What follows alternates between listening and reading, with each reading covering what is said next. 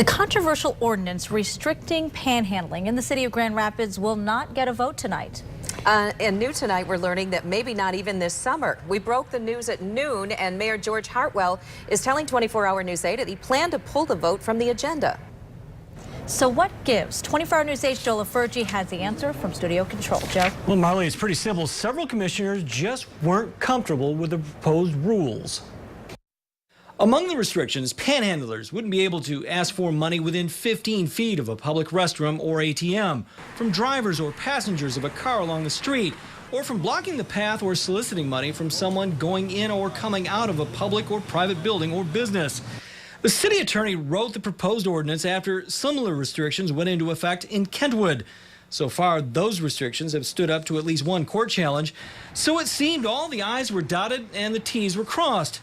But when we asked Mayor George Hartwell how he planned to vote, we learned there wouldn't be a vote. I have determined to pull it from the agenda.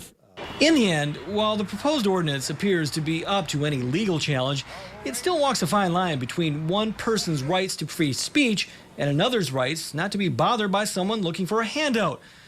After a public hearing last week, commissioners still had questions on the legality of the ordinance and the ethics of imposing a standard that some consider unfair to the poor. What I've had is individual commissioners approaching me saying, I'm concerned about this. You know, I hadn't thought about that. The vote would have been close. The mayor and two commissioners planned to vote for it, but four others either planned to vote against it or were leaning that way. So the vote is off for now. What's your best guess as far how long that'll take? I don't know. I asked the mayor if it would be this summer. Same answer. Says he doesn't know.